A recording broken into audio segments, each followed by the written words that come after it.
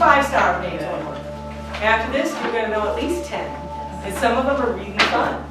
There is this magnificent story going on overhead every night, but we're at peril of losing it because of artificial light at night, and a lot of people can't identify the stars, they don't know the star names, they don't know the stories or where they came from. There are some really bright stars. These are called the chief ecliptic stars.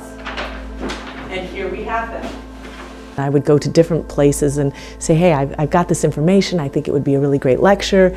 And there was kind of a serendipitous moment when at the college, at North Central Michigan College in Petoskey, they have a Friday lunch and lecture series.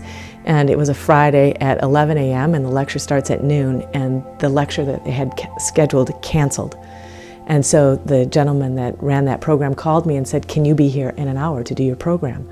And I said, well, okay. I mean, this is a sink or swim moment. I thought I've either got to dive in completely unprepared or say, no, call me when I've had time. So I decided to just go for it. I went over to the college and gave a lecture that was pretty well received. That did a lot to open doors and make people aware of why the night sky was so significant. And what happened was then in 2009, I, at the urging of Fred Gray and Mary Lou Tanton, went to Emmet County before the Board of Commissioners and said, you've got this naturally dark property in up in the northern end of the county, and we could get it protected as an International Dark Sky Park. We submitted the application, and in May of 2011 we received the designation. At the time we were only the 6th International Dark Sky Park in the United States and only the 9th in the world. So it was a very, very big deal. And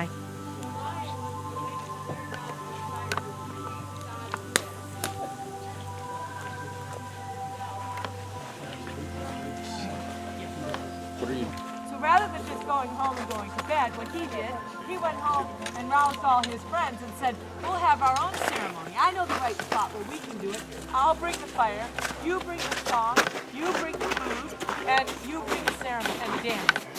So what I do is look throughout the cycle of the year and see what are the celestial highlights that are happening. What are the things that I would get really excited about? The meteor showers, the eclipses, comets that we might be able to predict that will be visible. And then also just what stories are tucked into the constellations that we're going to see overhead in every season. So I really set up the programs based on that. They're kind of phenomena based.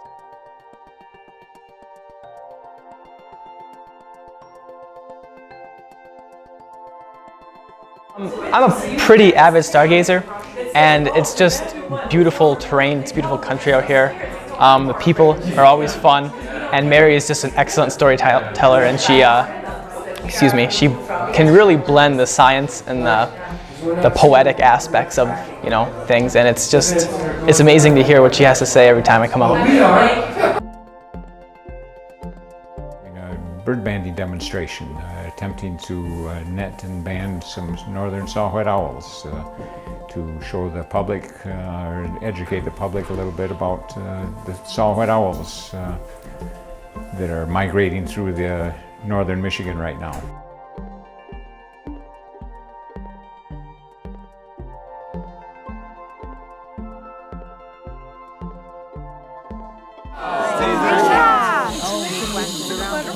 Okay, has everybody got a look at that? Yeah. So you can see the colors on that? Oh, now we see. Oh, cool.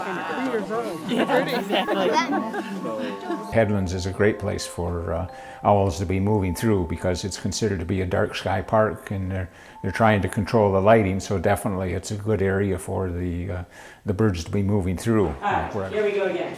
Ready, go. Hamalteran, Alcyon, Pollux, Regulus, Spica, Zubanaga, Antares, Algedi, Dehenagedi, Scott, Chief Ecliptic Stars. Faster. Hamalteran, Alcyon, Pollux, Regulus, Spica, Zubanaga, Antares, Algedi, Dehenagedi, Scott, Chief Ecliptic Stars. One more time. Hamalteran, Alcyon, Pollux, Regulus, Spica, Zubanaga, Antares, Algedi, Dehenagedi, Scott, Chief Ecliptic Stars.